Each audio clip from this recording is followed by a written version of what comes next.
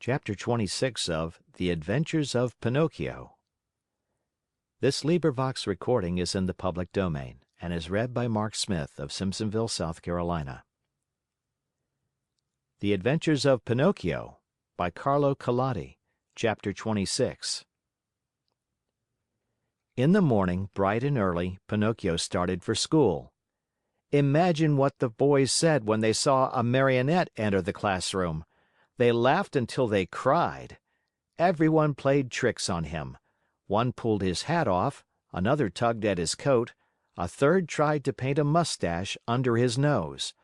One even attempted to tie strings to his feet and his hands to make him dance. For a while, Pinocchio was very calm and quiet. Finally, however, he lost all patience and turning to his tormentors, he said to them threateningly, "Careful, boys! I haven't come here to be made fun of. I'll respect you, and I want you to respect me." "Hurrah for Dr. Know-All! You have spoken like a printed book!" howled the boys, bursting with laughter. One of them, more impudent than the rest, put out his hand to pull the Marionette's nose.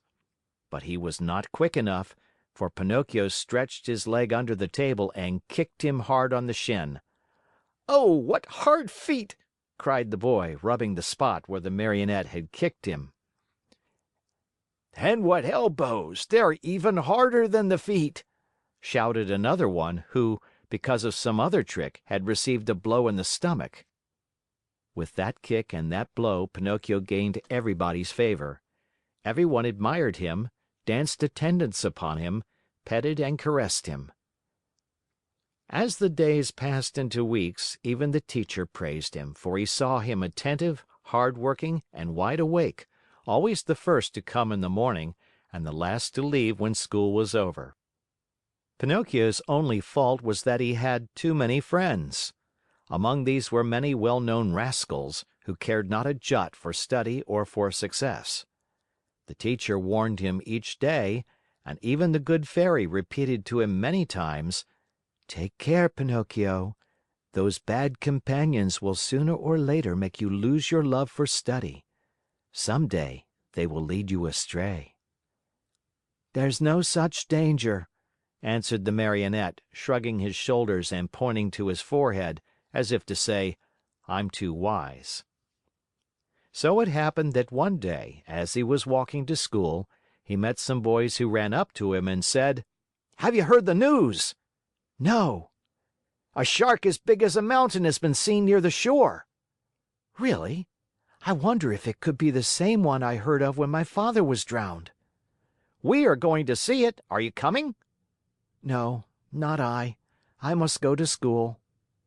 "What do you care about school? You can go there tomorrow. With a lesson more or less, we are always the same donkeys."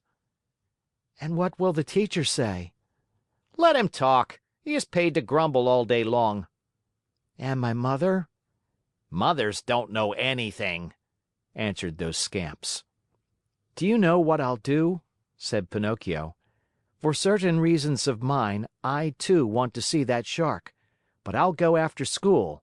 I can see him then as well as now." "Poor simpleton!" cried one of the boys. "Do you think that a fish of that size will stand there waiting for you? He turns and off he goes, and no one will ever be the wiser." "How long does it take from here to the shore?" asked the Marionette. 1 hour there and back." "Very well, then, let's see who gets there first!" cried Pinocchio.